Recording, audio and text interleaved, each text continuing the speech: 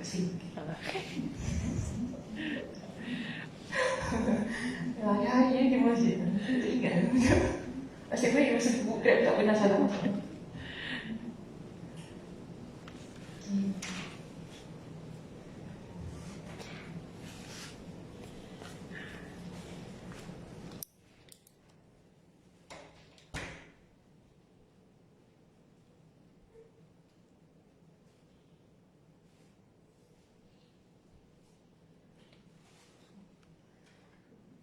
Semua dah share di Facebook masing-masing. Kita suruh orang share. Sudah share di Facebook masing-masing. Beritahu kepada rakan-rakan kemudian start. Okey, Wan? Okey? Baik. Bismillahirrahmanirrahim. Innal hamdalillah nahmaduhu wa nasta'inuhu wa nastaghfiruh wa na'udzu billahi min shururi anfusina wa min sayyiati a'malina. Man yahdihillahu fala mudilla lahu wa man yudlilhu fala hadiya lahu. وأشهد أن لا إله إلا الله وحده لا شريك له وأشهد أن محمدا عبده ورسوله أما بعد رب اشرح لي صدري ويسر لي أمري واحلل عقدة من لساني يفقهوا قولي ربي زدني علما وارزقني فهما اللهم إنا نسألك علما نافعا ورزقا طيبا وعملا متقبلا. Assalamualaikum warahmatullahi wabarakatuh. Apa khabar semua, sihat pagi ni? Dah sarapan? Dah sarapan? Dah? Tak lama sarapan dah? Oh, daripada Bukit Batok tu? Terima kasih. Ya? Sempat tak kat dalam sarapan apa kat dalam? Dia Bukit Batok tu? Rantang telur. Allah. Ni datang awal ni makan dekat ni. Assalam. Betul, sahih. Azal, kau tak suka makan. Makan kurma, ajak sedikit. Allah baik. Tapi kena makan dekat dalam. Ada teman kita di rumah, Kak Mas. Kak Mas ni memang tak dapat masuk kelas. Kesian dia ni. Bercakap dengan saya ni. Salam Kak Mas. Kak Nur juga, Assalamualaikum. Kak Nur, saya fahamlah kenapa dia tak datang kuliah. Sebab dia work from home. Agaknya lah ya, Allah Allah. Okey, baik. Terima kasih kepada rakan-rakan kita. Dia punya macam tak full. Tak apalah, yang penting kita kat sini okey Suara semua okey Okay, baik. Terima kasih kepada teman-teman yang mengikuti kuliah kita di rumah dan juga yang datang ke sini. Masya Allah. Semalam kita tak nampak tak Rafidah? Tak boleh datang.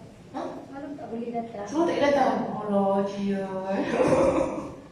Tak Rafidah ada rumah selalu saya support saya je. Sebelum dia kalau tak nak datang kuliah ni. Kan? Masa baru saya tak datang kuliah ni. Tak ada sakit, takut tak sakit ke apa kan? Tapi juga doakan yang terbaik. Okey, baik. Alhamdulillah yang muslimah semuanya. Kita sambung muka surat berapa sayang?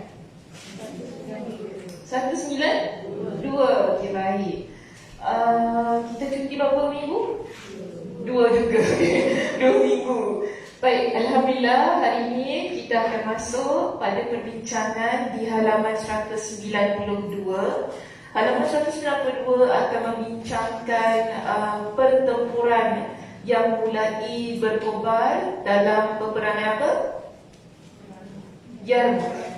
Dalam peperangan Yarmuk. Masih lagi panjang juga perbincangan tentang peperangan ini.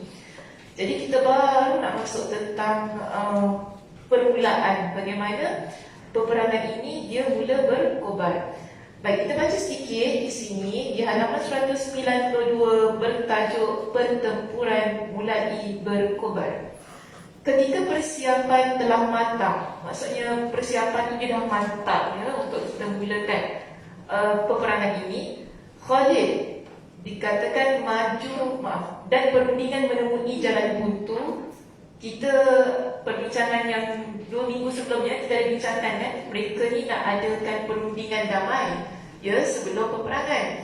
Jadi kalau boleh tak naklah berlaku peperangan itu, tetapi ia menemui jalan buntu. Maka Khalid pun dia maju menemui Ikrimah bin Abu Jahal dan Al-Qa'qa bin Amr. Dan keduanya adalah pemimpin pasukan pertahanan sayap kiri dan kanan, serta menginstruksikan kepada keduanya untuk memulai penyerangan. Segera keduanya maju dan mengajak musuh untuk melayani mereka perang tanding. Maka mulailah para pahlawan dan jagoan tiap pasukan maju. Dan perang tanding itu mulai membuat suasana memanas. Perang tanding ni macam mana? One to one. Oh, ayat bagus. One to one. Cerita mana? Kenapa dia? Ada hal. Dia sihat? Tak salah. Sihat. Okey. So, kita lihat begini ya. Bila ada peperangan yang bukan peperangan, mulai adanya adu tanding tadi lah ya, one to one antara pahlawan dan jagoan di pihak tentera muslimin dan juga pihak tentera musyrikin pada masa itu. Musyrikin maksudnya tentera Rom ni lah di sini. Didapati bahawa suasana keadaan peperangan tu dia mula dah panas. Mula dah nak masuk dah ni kan. Dia punya panas siapa dia cakap? Panas lah. Pertanyaan yang lebih baik dari itu. Baik, sementara Khalid dia berdiri di antara barisan sambil menyaksikan regunya yang terdiri dari para jagoan perang mulai beraksi berperang tanding dengan tentera musuh, sambil mengirimkan para sahabatnya untuk mengatur strategi bertempur sebaik mungkin. Jadi di sini kita berhenti pada tentang adu tanding one to one tadi kan. Dan di sini pengarang yang menyusun kitab ini dia masukkan satu kisah. Dia satu cerita bagaimana salah seorang panglima Rom dia masuk Islam. Maknanya dia keluarkan sedikitlah perbincangan itu ya, untuk menceritakan tentang satu kisah di mana salah seorang panglima Rom dia masuk Islam. Baik, kita baca bagaimana panglima ini dia boleh Allah Subhanahu Wa Taala bukakan hatinya untuk menerima ya, agama Islam. Dia namanya Jarajah. Di situ kan dia berikan namanya Jarajah, salah seorang panglima besar Rom. Maknanya dia bukan panglima biasa-biasa lah. Okey, dia ni seorang panglima yang dihormatilah pada masa itu kan, bernama Jarajah. Dia keluar dari barisannya, maknanya dia keluar daripada tenteranya tu kan. Apa dia buat? Dia jumpa Khalid. Okey, dia jumpa Khalid ibn Al-Walid, yang mana dia minta nak jumpalah one-to-one lah dengan Khalid. Ni bukan nak beradu tanding tadi, tapi dia nak ada satu keadaan yang mana dia nak berbincang ya, dengan Khalid. Jadi Khalid pun dia no problem lah. Dia kalau nak jumpa, okay, kita jumpa, kita berbual. Maka Khalid segera menemuinya hingga kedua kuda mereka berhadap-hadapan leher. Maknanya kedua-dua ni naik kuda. Jadi kuda tu dia bertembung lah ya, untuk mereka ni berbual pada masa itu. Dan Jarajah dia berkata kepada Khalid dengan satu pertanyaan yang begini. Dia kata, wahai Khalid, beritahukan kepada aku dan jujurlah. Dia minta Khalid cakap apa yang dia nak tanya ni nanti. Dia minta supaya Khalid jawab dengan jujur. Dia kata, jujurlah, sebab orang merdeka tidak akan berbohong. Dan janganlah engkau membohongi aku, kerana sesungguhnya orang yang mulia tidak akan berbohong terhadap orang yang berhubungan dengan Allah. Jadi dia tanya kepada Khalid dengan soalan ini. Apakah Allah pernah menurunkan kepada Nabi kalian sebilah pedang yang diberikannya kepadamu, hingga setiap kali engkau hunus pedang tadikan terhadap musuhmu, pasti mereka akan kalah? Dia tanya gitu dengan Khalid. Adakah Allah, macam konon-konon lah ya, kita kan tengok cerita kan, hang tua tu dapat dia punya keris dari mana? Mata kecil, hang tua tiba-tiba kan Hampa apa dia punya keris? Tameng Sari kan? Oh, itu tameng ada sakti ke? Tak tahu. Tak, kalau ikut cerita legend tu, dia ada sakti kan? Yang mana dia gunakan keris tu bila dia lawan dengan musuh kan? Musuh mesti kalah kan? Jadi mungkin pada pendapat atau pandangan Jarajah ini berlaku keadaan yang sedemikian. Yang mana Khalid ini dia ada pedang. Pedang tu ada sakti yang Allah turunkan berikan kepada dia. Jadi ini pertanyaan Jarajah tadi kan kepada dia. Saya guna hang tua tu nak dipaham jangan tiba bulan-bulan fikir hang tua pergi beredar itu nanti boleh fikir kat rumah. So ini kita lihat di sini dulu. Kenapa dia tanya sedemikian? Mungkin dia ada satu ideologi yang memikirkan tentang kesaktian. Sebab Rom ni kita pun tahu juga kan akidah dia bagaimana kan. Dia ada satu pemikiran yang mana mereka ni bertuhankan kepada benda-benda yang gaib, benda-benda yang ajaib kan. Jadi bagi mereka mungkin Khalid ni bila dia pergi perang asyik menang ni mesti dia punya pedang ni kan. Gitulah keadaannya. Jadi Khalid kata apa? Tak, Allah tak pernah turunkan pedang khas untuk dia, Nabi beri pada dia. Dan persoalan yang berikutnya, Jarajah ditanya kepada Khalid, jadi kenapa engkau digelar dengan Saifullah? Apa makna Saifullah? Pedang Allah. So dia terfikirlah, kenapa Khalid ni tentera muslimin panggil dia ataupun gelarnya sebagai Saifullah, pedang Allah. Mungkin sebab pedang dia tu kan ada power. That's why lah orang panggil dia Saifullah. Begitu keadaannya. Tapi di sini Khalid pun beritahu kepada dia daripada mana dia dapat gelaran itu. Gelaran Saifullah tu dapat daripada mana? Jadi Khalid pun jawab pertanyaan Jarajah tadi. Dia kata, sesungguhnya Allah telah mengutus nabinya kepada kami. Nabi tersebut menyeru kami, tetapi kami malah berlari menjauhinya. Ini dia ceritakan bagaimana asal Nabi berdakwah. Bila mula-mula Nabi dakwah, Nabi ajak kepada Islam, bertuhankan Allah Subhanahu wa taala, meyakini bahawa Nabi itu adalah utusan Allah. Nabi cakap, semua orang terima? Tak, kan? Tak. Orang tolak, dakwah Nabi tidak diterima. Sebab tu tadi Khalid kata apa? Bila Nabi datang menyeru kami tadi kan, tapi kami lari. Kita tak nak dengar apa dia cakap. Kita bahkan kata dia mendusta, kita kata dia ahli sihir, kita kata dia pembohong. Ini Khalid ceritakan kepada Jarajah kan. Kemudian sebahagian dari kami membenarkannya dan sebahagian mendustakannya. Maknanya ada di kalangan masyarakat pada masa itu, ketika Nabi datang bawa dakwah kepada mereka, ada yang terima, ada yang tolak. Khalid terus terang di sini kata kepada Jarajah, apa dia kata? Aku termasuk salah seorang yang mendustakan. Khalid ini dia masuk Islam. Awal-awal Islam tu macam mana? Lambat kan? Dia pernah tak bunuh orang Islam? Pernah? Bila? Yang paling kuat cerita ni? Perang Uhud. Dia buat apa?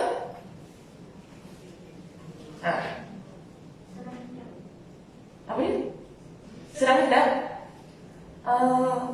Dia tak serang hendam, tapi dia ada buat saya nak satu keadaan yang lebih fokus lagi, lebih khusus.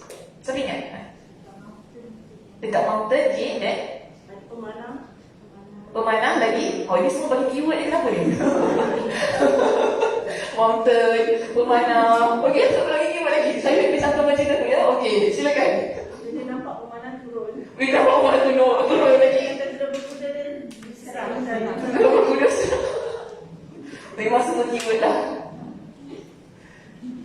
Kan Nabi ada perintahkan tentera memanah supaya stay kan, dekat balik Gunung Uhud tu kan. Tapi first kita dapati bahawa peperangan Uhud pertama sekali Islam menang pada masa tu, betul tak? Mereka berjaya, yang menyebabkan tentera musyrikin lari balik ke Makkah. Asalnya begitu kan. Dan Nabi pesan kepada tentera memanah ini, jangan turun daripada bukit itu. daripada gunung itu, apa pun terjadi sebelum diarahkan. Tapi kena excited kan, yelah kita ingatkan dah menang. Jadi mereka turun bersama-sama dengan tentera muslimin yang berada di bawah itu untuk kumpul harta rampasan perang. Jadi Khalid pada masa itu dia belum masuk Islam. Keadaannya, dia nampak daripada jauh, dia nampak tentera yang daripada yang pihak pemanah itu turun kan. Inilah peluang dia patah balik. Zap. Habis. Itu juga peluang yang menyebabkan tentera musyrikin yang dah lari tu, dia orang nampak Khalid, yang tentera berkuda ni, patah balik. Mereka beramai-ramai patah balik. Sebab apa? Khalid dah ketuai satu misi yang mana untuk memulakan kembali peperangan itu. Sebab tu tadi Khalid kata apa? Aku antara orang yang pernah mendustakan Nabi. Bahkan dia bunuh tu, dia nampak tak? Dia bunuh tentera muslimin atas arahan dia yang mengetuai tentera berkuda pihak musyrikin. Ini kalau kita, dahsyat betul lah Khalid ni, dia pernah bunuh kita punya mindset itu kan keadaannya kan. Jadi Khalid kata pada Jarajah, aku antara orang yang mendustakan Nabi, yang tak beriman kepada Nabi pada masa itu. Ya, jadi dia kata apa? Dan menjauhinya, dia kata tak dekat pun dengan Nabi pada masa itu. Sehingga dia kata Allah kemudian menunjuki hati kami, maknanya Allah beri hidayah kepada kami untuk beriman kepadanya, iaitu kepada Nabi, dan membayarnya. Sehingga datang pada satu keadaan yang mana Allah Subhanahu Wa Taala berikan hidayah kepada dia dan teman-temannya yang masa itu belum beriman kepada Allah, lalu mereka datang ke Madinah dan membayar Nabi SAW pada masa itu. Jadi dia kata apa? Lalu beliau berkata kepadaku, dan pada masa itu Nabi kata kepada Khalid. Ini dia nak ceritakan kepada Jarajah mana dia dapat gelar Saifullah. Pada masa itu Nabi kata kepada dia, engkau adalah pedang Allah yang terhunus terhadap kaum musyrik. Ya, atau dalam bahasa Arabnya Saifun min suyufillah disebutnya. Nabi kata kepada Khalid, Khalid ini engkau adalah pedang di antara pedang Allah, yang mana dia gunakan pedang itu. Maknanya apa-apa pedang lah yang dia guna, bukan bermakna Allah turunkan pedang itu sesuatu dia bukan begitu. Tapi bila dia pergi berperang, dia akan gunakan pedang yang kepada kaum musyrikin, maknanya yang memberikan ancaman kepada agama. Dan pada masa itu kan kepada sosiopolitik yang ada pada Madinah pada masa itu, dalam keadaan yang mana akan menang. Jadi dia kata begini kepada Jarajah, beliau iaitu Nabi juga mendoakan agar aku diberi kemenangan. Sebab itu kita tak hairan kenapa Khalid ni setiap kali dia pergi perang dia menang. Sebab dia berkat doa Nabi SAW untuk dia. Jadi ini yang apa dia ceritakan kepada Jarajah. Kemudian dia kata, sejak itulah aku disebut dengan pedang Allah, maka aku menjadi orang yang paling keras terhadap orang-orang musyrik, iaitu mereka yang memberikan ancaman kepada agama pada masa itu. Jadi bila Jarajah dia dengar penjelasan Khalid itu tadi kan, dia kata begini, jadi kalau gitu wahai Khalid, apa yang kalian serukan? Apa yang kalian dakwahi? Sampaikan kalian nak sana kita orang ni ke korang kan. Dia pelik apa yang kalian dakwahi sangat ni? Jadi Khalid menjawab kepada dia, kami menyeru agar manusia bersaksi. Apa penyaksiannya? Apa yang letak Yesus? Penyaksian apa? Tiada ilah, tidak ada Tuhan yang berhak disembah selain Allah. Maknanya la ilaha illallah. Ya, kami seru supaya kita ni semua menjadi orang yang mentauhidkan Allah, yang mengesakan Allah. Kemudian dia kata apa lagi? Dan Muhammad adalah hamba dan rasulnya. Kita juga bersaksi bahawa Nabi SAW itu adalah utusan Allah dan juga hamba Allah, dan agar mereka membenarkan seluruh syariat yang dibawa dari Allah. Ada dua perkara di sini yang agama kita serukan. Jika kita baca betul-betul ya, apa yang Khalid sebutkan tadi, agama kita bukan hanya perintahkan kita supaya beriman, tetapi maksud beriman ialah kita hanya beriman tentang Allah itu Esa. Kita hanya beriman bahawa Nabi SAW adalah seorang Nabi dan juga hamba Allah. Tapi kita juga perlu membenarkan apa yang ada dalam syariat. Maksud membenarkan di sinilah kita mempraktikkan apa yang kita imani. Khalid kata gitu kepada Jarajah. Ada dua benda. That's why dia letakkan membenarkan seluruh syariat. Dia boleh dia cakap kita beriman la ilaha illallah Muhammad Rasulullah. Kita boleh cakap itu. Tapi dia tambahkan belakang tu, membenarkan seluruh syariat yang Allah Subhanahu Wa Taala berikan kepada Nabi Sallallahu Alaihi Wasallam. Dari sini Jarajah pun dia tanya lagi sekali, bagaimana jika orang itu tidak mahu menerima dakwahannya? Kalau kalian dakwah, ya, kalian pergi kepada satu tempat. Ini saya jelaskan dengan lebih lanjutlah apa maksud daripada persoalan ini supaya tak salah faham ya. Jadi Jarajah kata, kalau kalian pergi ke satu tempat, kalian dakwah. Kalau mereka tak nak terima macam mana? Apa yang kalian buat? Jadi Khalid kata begini, kami serukan mereka agar membayar upeti maksud jizyah. Kan? Bayar tax lah, gitu maksudnya. Okey? Bayar tax dan kami siap melindungi mereka. Siapa yang bayar jizyah, kita akan lindungi mereka. Maknanya tidak ada sesuatu yang boleh sentuh. Ini agama kita gitu ya. Kalau pada masa itulah ya, kalau kita ikut kepada konteks perbincangan yang ada pada kerajaan Islam Madinah, mana-mana kerajaan yang bersedia, mereka ni tak nak masuk Islam, tapi mereka bersedia membayar jizyah itu tadi. Kerajaan Islam Madinah akan melindungi kerajaan itu. Kalau ada musuh yang serang kerajaan tersebut, walaupun mereka bukan kerajaan Islam, tapi kerajaan Islam Madinah akan bantu. Sebab apa? Mereka dah bayar jizyah yang mana kita akan beri perlindungan kepada mereka. Begitu keadaannya. Jadi di sini dia kata, okey, kalau kita tak nak bayar teks, kalau nak bayar jizyah kan? Kita kalau tak bayar teks, semua boleh. Kena tangkap. Kena tangkap ni jangan. Orang teks ada orang. Kat dalam tengok je, apa dia teks ni. Tengok mana ni, don't play dengan kat dalam ni. Bayar teks, come. Pay. Bayar teks. Sebab kita sendiri tahu, kita duduk dalam sebuah satu keadaan, sebuah kerajaan, teks tu kena bayar, tak boleh main, kan? Cukai kena bayar. Jadi di sini, si Jarajah tanya, kalau tak nak bayar, korang nak buat apa kat kita? Dia tanya gitu. Jadi Khalid kata kepada dia, maka kami akan umumkan perang terhadap mereka. Mungkin tadi saya tanya kan, kalau tak bayar teks apa jadi? Kena langkap lah. Itu kena sama. Dia macam kan? Sama juga. Kita nak kata, ladangnya Islam ni tak boleh nak perang. Sebab biasalah keadaannya begitu. Situasinya begitu. Dan kalau kita tak bayar sesuatu yang seharusnya dibayar, adalah dia punya keadaan-keadaan yang perlu dihadapi kan.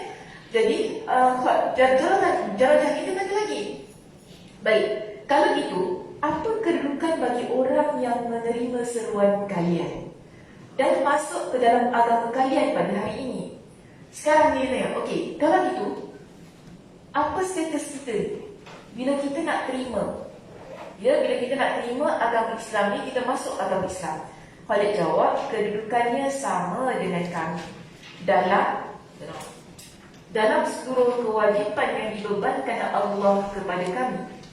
Orang yang mulia di antara kami, orang biasa, orang yang pertama masuk Islam, dan yang terakhir seluruhnya sama kedudukannya. Maksud Jarajah di sini ya, kalau kita ni masuk Islam pada waktu sekarang ini, kedudukan kita macam mana? Adakah kita ni hamba? Kan adakah kita ni hamba? Adakah kita ni ada satu status yang berbeza dengan orang yang terawal masuk Islam? So dia nak tahu lah keadaan macam mana. Bagaimana Islam melihat orang yang masuk Islam pada masa itu? Adakah di sana ada perbezaan status? Kan adakah orang yang terawal masuk Islam tu dia lebih mulia daripada kita? Itu maksud dia. Jadi di sini Khalid jelaskan kepada kita, sama je keadaan dia. Orang yang dulu-dulu masuk Islam, kemudian masuk Islam, sekarang masuk Islam, kedudukannya sama.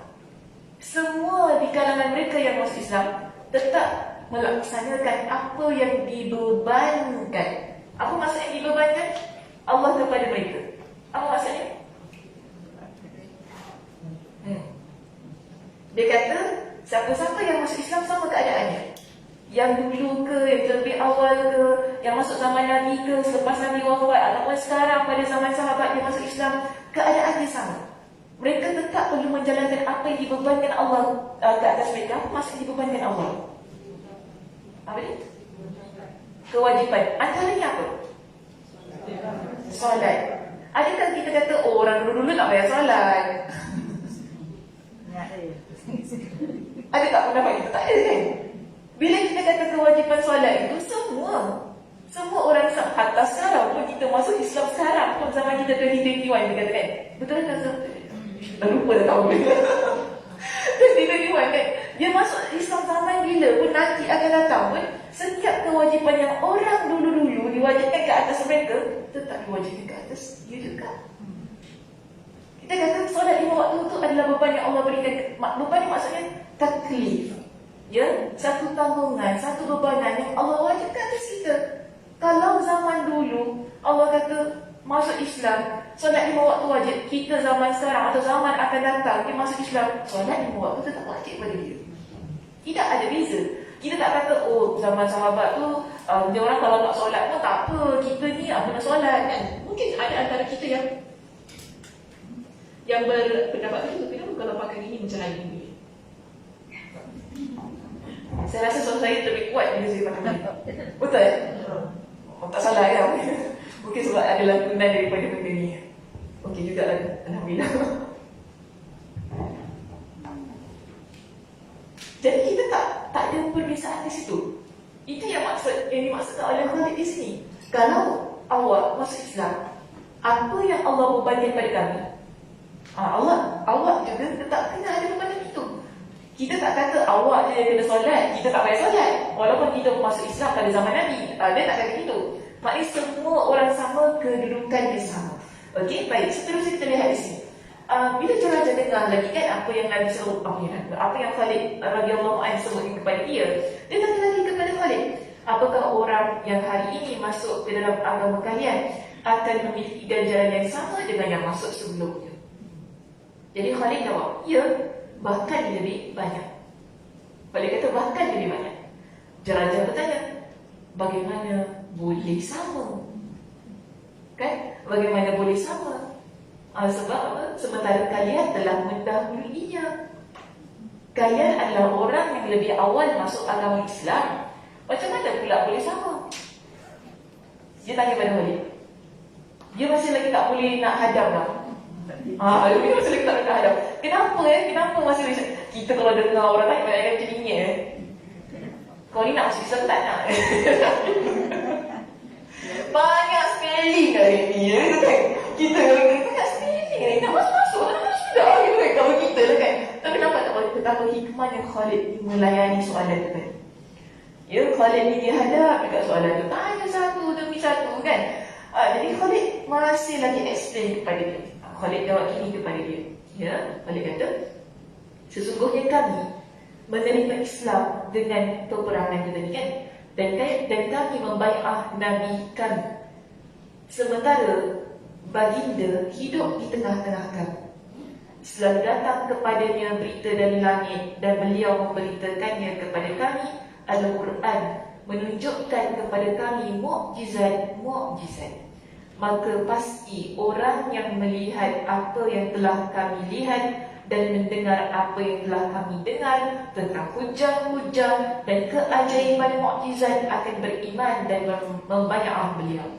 Namun kalian tidak melihat apa yang kami lihat dan belum pernah mendengar apa yang kami dengar mengenai mukjizatnya dan perkara-perkara luar biasa lainnya. Maka siapa masuk agama kami dengan niat yang benar dan jujur, bukankah lebih utama dari kami? Dia ada perkataan bukankah di situ ya. Sebab dalam bahasa Arabnya bila saya baca ada satu perkataan, bila mereka terjemahkan, mereka buang perkataan itu. Jadi bagi saya lebih sedap letak perkataan bukankah. Okay? Dengan niat yang benar dan jujur, bukankah lebih utama dari kami? Question mark. Maknanya Khalid tanya balik pada dia. Boleh faham tak maksud ayat Khalid? Kak Noh tak faham, Kak Dah aku kepala. Barang siapa yang masuk agama kami dengan niat yang benar dan jujur, mereka lebih baik dari kami. Yes, kenapa Khalid kata mereka lebih baik daripada kami?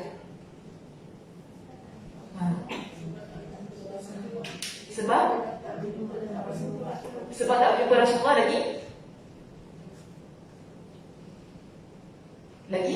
Adakah sebab kerana tak jumpa Rasulullah saja mereka itu lebih baik? Kakak tengok saya macam tembus. Do you have something in your mind? Nak cakap? Because we don't live among Because you don't live among. among Nabi and Okay. we see the mujizat, but we still believe in his words. Masya Allah, tabarakallah. Itu. Saya nak tanya gini lah, kita kalau tak lihat sesuatu, kita boleh percaya ke? Kalau betul-betul susah kan? Susah kan? Tapi sekarang kita beriman kepada Nabi. Kita tak pernah jumpa Nabi sekarang. Betul tak? Kita tak pernah nampak mukjizat sebagaimana yang Khalid pernah nampak. Kita tak pernah betul-betul Allah turunkan wahyu tu lalu Nabi sampaikan kepada kita. Kita tak berhadapan dengan situasi itu. Tapi kita masih beriman kan? Namun kalau fikir secara logiknya, senang ke tak nak beriman dalam keadaan semikian? Tu selalu kata apa? Seeing is believing. Betul tak? Betul tak? Orang kata kalau nampak baru lagi percaya. Tapi sekarang ni kita beriman dalam keadaan kita tak nampak.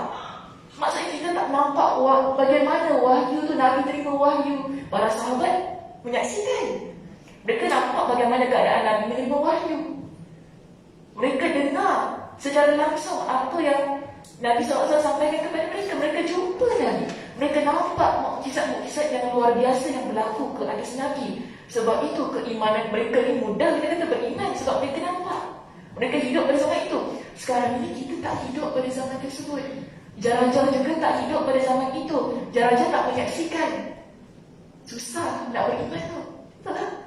Susah. Sebab tu Khalid kata, kalau kalian beriman dalam keadaan yang tak nampak semua tu, bukankah itu lebih baik dari kami? Yang kita sekarang ni muslimah, kita nak jaga iman kita dalam keadaan yang kita tak nampak semua itu. Dia bukan mudah. Sama keadaan yang saya kata, kita lahir saja Islam, dia kata. Yang kadang kita confuse juga, kenapa aku Islam? Betul tak?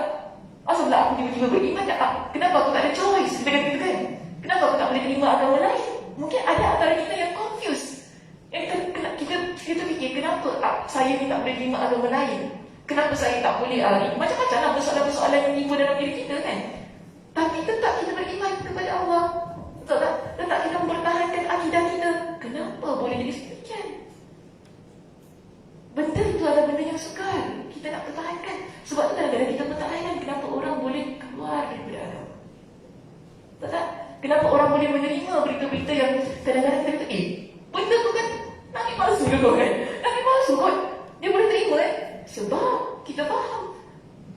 Zaman kita dengan zaman Nabi kita begitu jauh. Kita tak menyaksikan apa yang disaksikan oleh para sahabat. Dalam keadaan yang begini, dia begitu sukar untuk kita mengekalkan keimanan. Sebab itu Khalid kata, orang yang dia mampu untuk beriman dengan keimanan yang benar, yang jujur dalam hati dia, dalam keadaan yang dia tak menyaksikan semua itu, bukankah dia lebih baik daripada kami?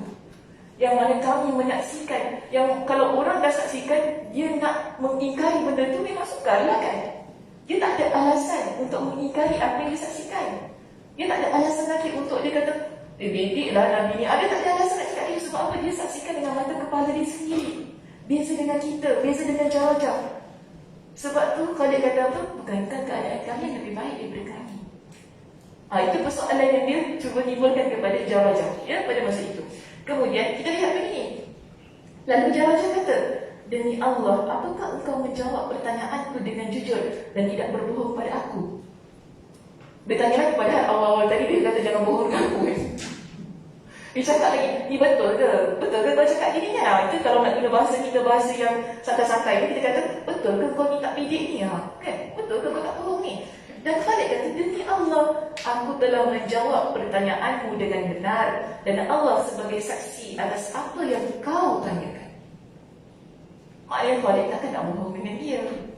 Kan? Gitu. Jadi ketika itu Jarajah membalikkan sisi perisainya dan masuk ke dalam barisan Khalid. Makna apa? Dia turn. Kuda dia turn, dia masuk dalam barisan tentera muslimin. Ya, dia masuk dalam barisan tentera muslimin sambil berkata kepada Khalid, ajarkan aku tentang Islam. Ya, ajarkan aku tentang Islam. Jadi Khalid segera membawanya ke khemah dan menyediakan satu bejana air lalu menyuruhnya mandi, kemudian solat bersamanya 2 rakaat. Bersamaan dengan berbaliknya Jarajah ke arah Khalid, masalahnya ada satu benda yang buat tentera Rom ni salah faham. Mereka ni bila nampak Jarajah ni masuk ke barisan Khalid, maka pasukan Rom menyerbu ke barisan kaum muslimin. Mereka ingatkan Jarajah ni dia dah dapat tewaskan tawan pasukan tentera muslimin, kerana mengira bahawa itu adalah perintah Jarajah, hingga berhasil mendesak kaum muslimin dari posisinya, kecuali pasukan pertahanan yang dipimpin oleh Ikrimah bin Abu Jahal dan Al-Harith bin Hisham. So kisahnya berhenti sampai situ saja.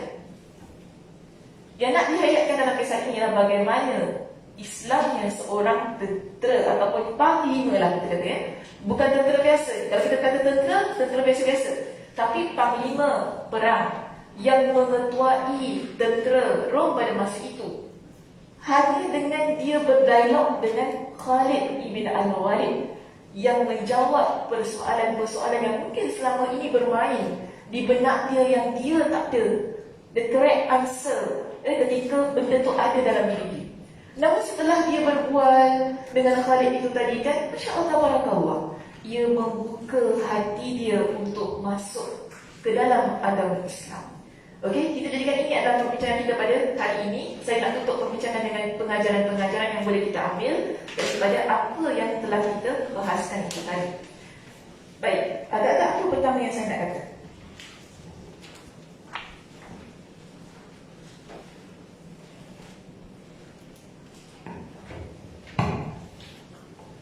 Ada apa kita nak ambil pengajaran daripada perbincangan ini?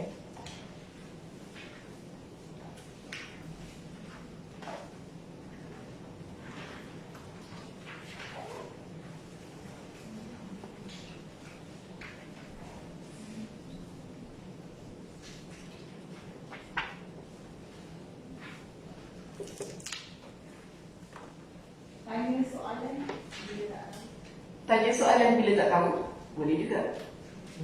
Walaupun saya bukan nak cakap itu. Boleh aja. Tanya soalan bila tak tahu. Kenapa? Kenapa kita kena tanya soalan? Jadi kita boleh dapat clarification. Siapa yang silap? Okey. Angkat tangan ni kalau cakap sekarang. Sebab semua ni saya tak tahu siapa mulut yang betul, saya tak tahu. Saya nak cari kan. Dia angkat tangan ni. Okey, silakan. Untuk mendapat clarification yang benda yang kita tak tahu tak? Untuk mendapat clarification apa? Silakan sebenarnya. Penjelasan explanation. Kemusykilan kan? Diuraikan. Cikgu bahasa Melayu. Kak Su kata, tak, aku belum fikir lagi, aku tak tahu yang tepat. Clarify itu maksudnya pengesahan. InsyaAllah. Kak Zah, boleh apa Kak Zah? Bahasa Melayu. Pengesahan maknanya kita nak sahkan benda tu, ataupun kita nak betul-betul kan dapatkan satu penjelasan yang betul lah. Penjelasan juga perkataan yang saya guna ya. Penjelasan yang betul tentang apa yang mungkin bermain di pemikiran kita. Jadi penting kita tanya kepada pihak ataupun mereka yang ada ilmu ya tentang apa yang kita fikirkan tu tadi, daripada kita assume. Kita sangka-sangka kan, agaknya lebih-lebih lagi tentang agama kita Kan bila kita nak beramal dalam agama kita ni, jangan kita banyak beragak-agak. Ia memerlukan sesuatu penjelasan yang betul, yang tepat supaya kita dapat beramal dalam agama kita ini dengan amalan yang benar dan tepat. Okey, baik. Ada yang kedua? Sangka baik. Apa dia kata? Siapa dia? Ikhlas ada sangka. Saya dah macam orang mencari-cari. Siapa cakap tadi? Tak ada orang cakap. Ikhlas sangka baik je. Ikhlas pesan terbaik. Dalam perkara apa, Cik?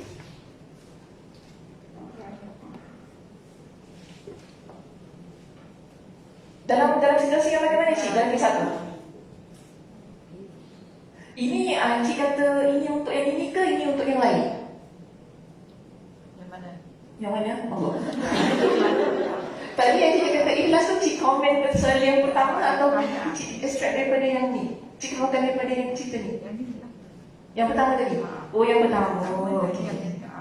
Oh, maksudnya Cik komen lah ya. Tadi yang pertama, okey. Ke? Jadi Cik kata kita kena ikhlas satu lagi untuk bertanya soalan tadi. Okay, baik. Ya, ada yang kedua? Kak Rabidah nak tambah apa? Bersabar dalam menjawab setiap soalan. Okey, bersabar dalam menjawab soalan. Ini lebih-lebih lagi kepada siapa? Ustazah Syafidah.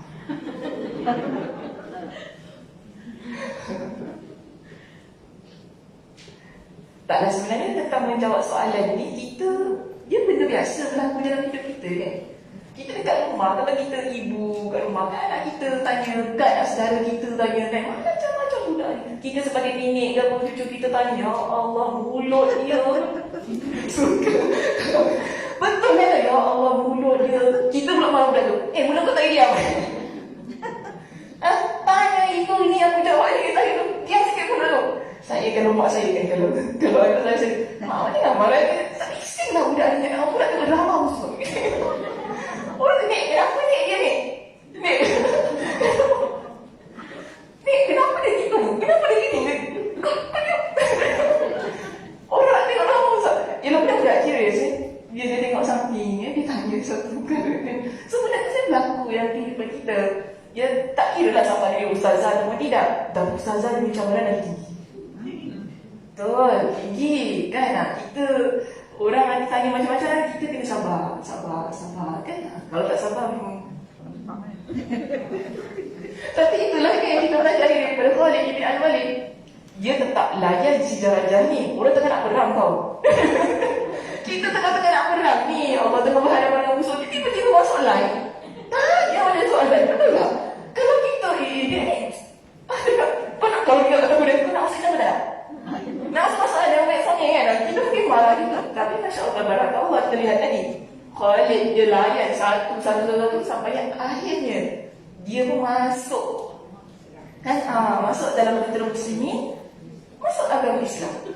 Kenapa kesabaran kita menjawab soalan-soalan yang diajukan kepada kita tu tadi. Sebab kita tak tahu mana satu jawapan yang kita berikan memberikan pencerahan kepada orang yang sedang mendengar atau orang yang bertanya. Mungkin kadang-kadang seperti inilah ya. Kadang-kadang betul apa yang kita jawab dia tak masuk. Tak boleh terima. Tak boleh terima, yes. Tak boleh terima ataupun satu dia tak kena dengan poin soalan tu tadi. Ya, dia tak kena dengan poin soalan tadi. Namun InsyaAllah lah, kita kata mudah-mudahan ada satu keadaan, ada satu poin yang menjentik jiwa dia untuk dia terima kebenaran, untuk dia rasa relief, untuk dia rasa lega, untuk dia rasa ada rupanya jawapan yang begini. So kita sabarlah ya ketika kita menjawab soalan kita. Yang ketiga ada melayan musuh dengan akhlak yang baik. Melayan musuh dengan akhlak yang baik. Macam mana Kak Nur kalau nak apply dalam hidup kita? Walaupun orang buat kita marah ke. Wah, ini biar orang buat kita jangan buat orang. Ni gitu.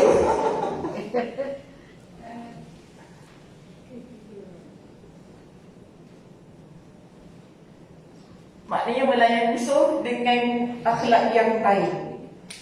Susah ke senang nak buat ni? Susah. Kak Zah boleh Kak Zah?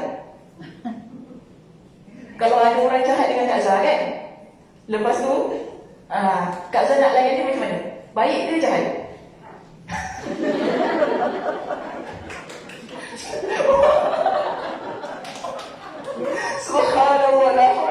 dua tak hilang. Saya tak ajar. Yang di rumah ingat, saya tak ajar dulu saya.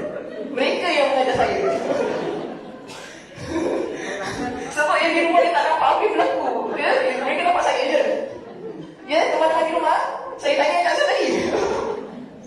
Kalau orang buat jahat pada kita macam mana? Yang lain ajar dia, buat jahat. Saya tak ajar. Ya, kita tak ajar. Masa ada orang tu lama dia. Oh. Kenapa nak buat jahat? Kenapa nak buat jahat? Buat jahat berpada-pada. Oh, boleh.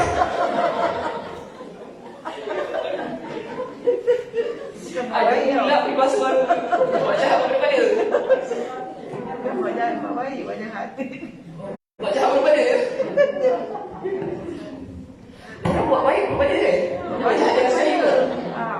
Buat jahat jangan sekali lah banyak kali. Baik-baik. Taklah. Sekali lagi mungkin saya ajar saya kurang macam tu. Kat sana ni tak salah. Asal mereka belakang saya. Jangan duduk pada. Oh, saya dia tertinggal. Masya Allah. Salihah akhlaknya. Masya Allah. Barakallah. Ke ada yang tak boleh terima jawapan tu? Kak Rafidah tak boleh terima? Boleh terima? Ni semua Masya Allah masuk kuliah sama-sama salihah semua ni. Tak apalah lepas keluar ni. Salihah lagi ke tidak ke? Malas nak layan. Malas nak layan.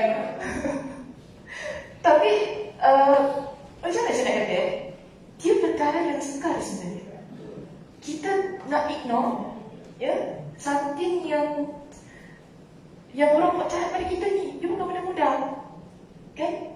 Contoh kalau kita nak apply tadi lah yang Khalid tu kan. Bukan mudah kalau kita nak musuh ni kenapa pula dia nak buat kita. Kita satu benda kan yang akan ada kali kita. Musuh tu nak cakap dengan kita lah. Kita mesti cakap, malas aku nak layan. Sama kan? Kalau ada orang buat jahat kita lah, yang dia biasa buat jahat kita, memang kita tahu dia musuh kita. Bila dia approach kita, agak-agak kita layan ke tak? Kita lari. Kita lari satu. Tapi kalau kita layan, agak-agak kita layan macam mana? Nak anak kan? Betul tak? Malah tak layan. Kalau berbual pun tak tengok muka. Yalah. Macam tu lah. Macam mana kan? Anak kan cakap. Sebab kita tahu orang ni tak payah ni buat baik dengan dia kan. Sebab dia jahat. Namun begini kita lihat. Ada satu ciri yang agama kita ajarkan kepada kita, iaitu berakhlak mulia dengan orang yang banyak perangai dengan kita. Satu contoh yang saya nak bawa, lihat bagaimana Nabi SAW. Nabi, orang cakap dia kutuk dia macam-macam kan. Satu kisah yang paling kita kata boleh mengesankan tentang akhlak Nabi ketika Nabi melayan balik